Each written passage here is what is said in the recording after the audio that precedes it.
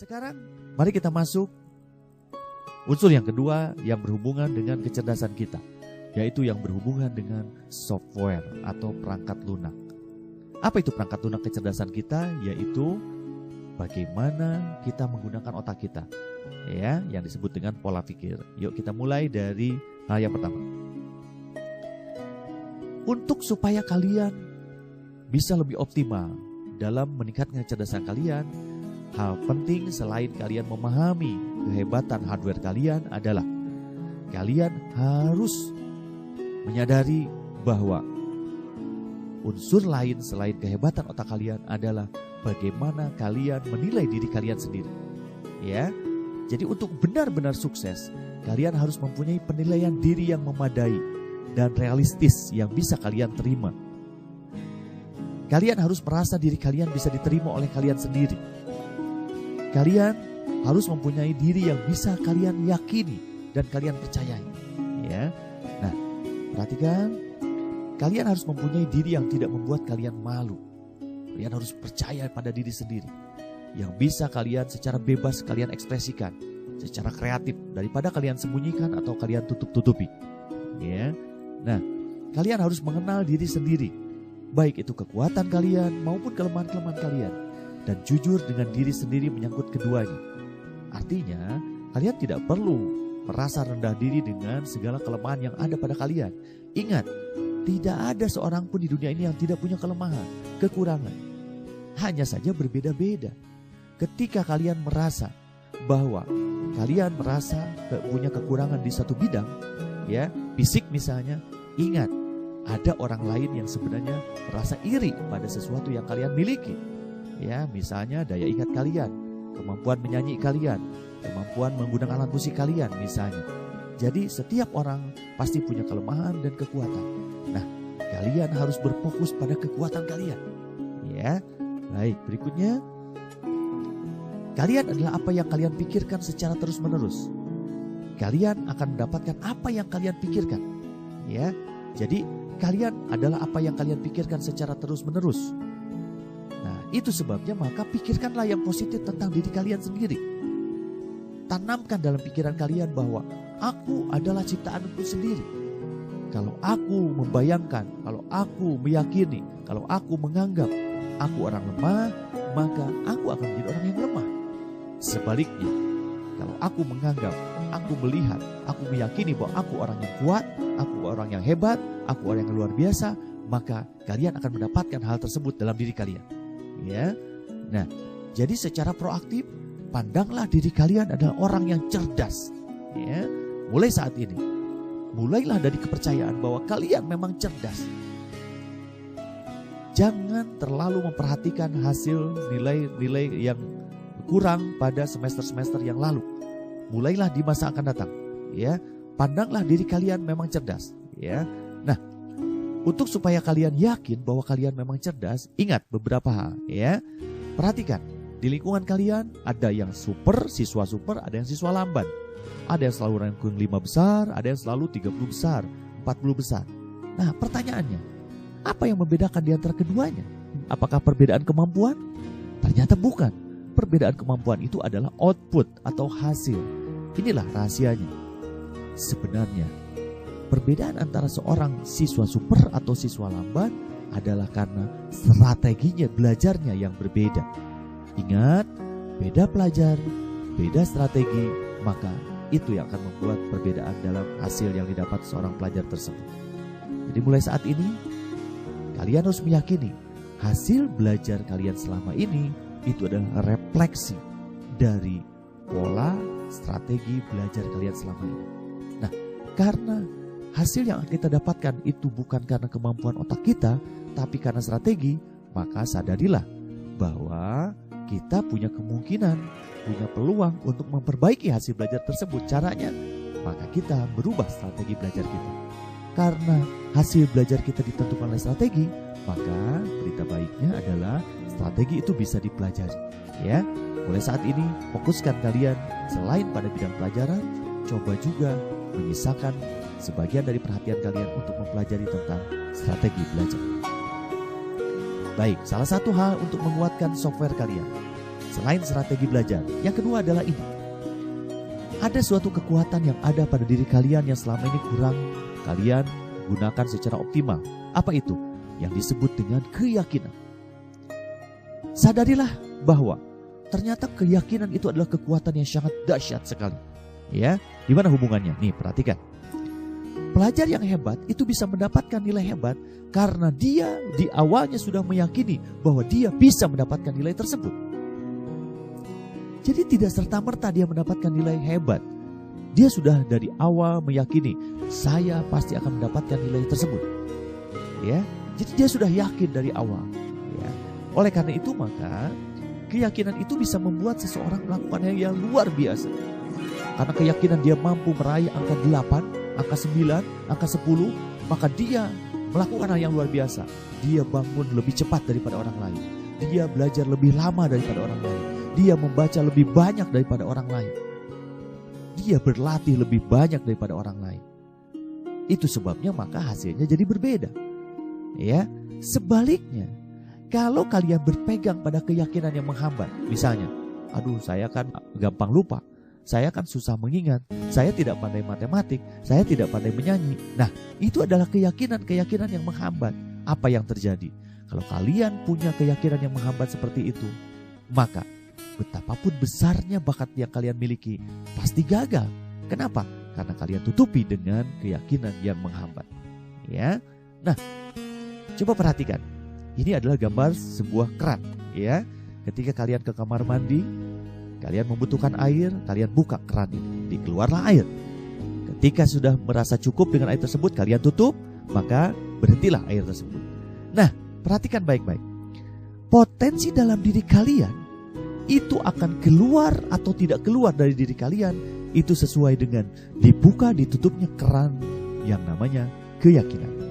Itu sebabnya keyakinan itu saya sebut sebagai keran potensi pribadi kita. Bagaimana? Oke, saya jelaskan. Kalau kalian percaya bahwa sesuatu dapat terjadi, perhatikan kata kalimat dapat terjadinya saya beri warna merah berbeda dengan yang lain. Ya, saya ulangi. Kalau kalian percaya bahwa sesuatu dapat terjadi, contohnya, teman-teman, lihat ulangan nanti, ujian nasional nanti, saya mendapatkan rata-rata nilai 8. Kalian meyakini bahwa angka 8 itu bisa terjadi. Ya, kalian yakin bahwa kalian bisa mencapai angka 8. Perhatikan apa yang terjadi. Maka kalian akan membangkitkan semua sumber daya yang kalian miliki untuk mendukung keyakinan tersebut. Pada saat itu tanpa kalian sadari, kalian akan membuka keran kreativitas kalian, energi kalian, dan sumber daya kalian keluar semua. Kenapa? Karena kalian awali dengan keyakinan bahwa kalian bisa mencapai hal tersebut. Tapi kalau kita mempunyai keyakinan bahwa sesuatu di luar jangkauan kalian, di luar jangkauan kita, aduh jangankan angka 8, angka 7 saja saya belum tentu mendapatkannya. Perhatikan, ketika kalian punya keyakinan bahwa angka 8 itu di luar jangkauan kalian, maka berarti kalian menutup kemungkinan untuk mencapainya hal tersebut. Tanpa kalian sadari, saat itu kalian telah menutup keran potensi pribadi kalian. Ya, baik. Hal yang mempengaruhi atas software kalian adalah tentang modalitas belajar. Di masyarakat kita ada kesan bahwa orang yang suka membaca itu disebut rajin. Orang yang tidak suka membaca disebut malas. Ternyata Tuhan Maha Adil. Tuhan memberikan 3 cara bagaimana memasukkan informasi ke dalam otak kita. Dan setiap di antara kita itu berbeda-beda. Jadi ada 3 cara orang-orang, teman-teman kita, termasuk kita, memasukkan informasi ke dalam otak kita. Sesuai dengan indera mana yang dominan kita gunakan. Ada yang dominan menggunakan mata, ada yang menggunakan telinga, ada yang menggunakan rasa. Mari kita telusuri satu-satu. Ada di antara kalian yang mudah memasukkan informasi ke dalam otaknya itu menggunakan panca indera mata. Orang ini disebut dengan orang visual. Dia belajar dengan cara melihat. Itu sebabnya orang ini lebih mudah membaca, lebih nyaman membaca. Nah, masalahnya tidak semua orang suka membaca. Kenapa? Bisa jadi kalian itu bukan menggunakan panca indera mata sebagai sensor media untuk memasukkan informasi ke dalam otak kalian. Bisa jadi kalian menggunakan panca indera telinga sebagai media untuk memasukkan informasi ke dalam otak kalian. Nah, kalau hal itu terjadi pada kalian, maka kalian termasuk orang yang auditorial. Orang auditorial, dia belajar dengan cara mendengar. Dia menggunakan media telinganya, ya, sebagai media untuk memasukkan informasi ke dalam otaknya. Ya, orang auditorial dia sangat bagus sekali mendengar, sangat baik sekali memasukkan informasi dengan cara mendengar. Bisa jadi dia tidak terlalu suka membaca, tapi orang ini dia lebih mudah memasukkan informasi dengan cara mendengar. Jadi kalian yang selama ini mudah menghafal dengan mendengar, berarti bisa jadi kalian termasuk orang yang auditorial. Baik, yang ketiga, ada orang yang memasukkan informasi ke dalam otaknya, ke dalam memorinya, itu lebih banyak menggunakan indera perasa. Maka orang ini disebut dengan kinestetik. Dia belajar dengan cara bergerak, bekerja, dan menyentuh. Nah, orang kinestetik, dia kalau mempelajari sesuatu, dia tidak enak diam. Dia harus bekerja, dia harus bergerak, dia harus menyentuh. Maka orang kinestetik ini dia relatif bergerak. Jadi jangan kaget kalau ada orang yang dia tidak bisa diam misalnya di kelasnya, ya. Orang ini bukan bandel, tapi orang ini kinestetik. Baik. Nah, kenapa kita harus mempelajari hal ini? Mulai saat ini coba kalian pelajari, coba kalian amati, kalian termasuk orang visual, auditorial, atau kinestetik. Tidak mutlak satu di antara tiga ini melekat pada diri kalian. Ada yang tiga-tiganya bagus, ada yang tiga-tiganya lemah, tapi selalu ada satu yang dominan di antara tiga tersebut. Nah, kalian harus ketahui apa yang dominan pada diri kalian, apakah visual, auditorial, atau kinestetik. Mengapa? Karena dengan mengetahui karakteristik belajar visual, auditorial, atau kinestetik, maka itu akan membantu kalian mencurahkan diri kalian pada bagaimana pola belajar yang terbaik untuk kalian. Untuk itu, mari kita sedikit membahas ciri-ciri umum dari modalitas belajar. Yang pertama adalah orang yang mengandalkan panca indera mata. Tadi disebut dengan visual. Apa itu cirinya? Biasanya orang ini dia lebih mudah menghafal lagu dengan melihat teks syairnya. Dia kalau disuruh menghafal lagu, dia akan lebih kesulitan kalau hanya mendengar. Maka dia akan lebih mudah menghafal ketika membaca teks syairnya. Orang visual dia juga berbicara dengan cepat. Yang ketiga, orang visual lebih suka melihat peta daripada mendengar penjelasan. Jadi kalau mau menuju sebuah tempat, dia lebih mudah membaca peta terlebih dahulu daripada dia mendengar penjelasan dari orang lain. Nah, itulah ciri-ciri umum orang-orang visual. Lalu bagaimana dengan yang orang auditorial? Orang auditorial biasanya dia mengeluarkan suara ketika membaca. Jadi dia suka berbicara sendiri, seolah-olah dia berbicara sendiri padahal dia sedang membaca. Kenapa? Karena dia mengandalkan pendengarannya. Nah, lalu kemudian dia lebih menyukai ceramah, seminar daripada membaca buku. Dia lebih suka pada suara yang masuk ke telinganya. Kemudian dia lebih suka berbicara daripada menulis.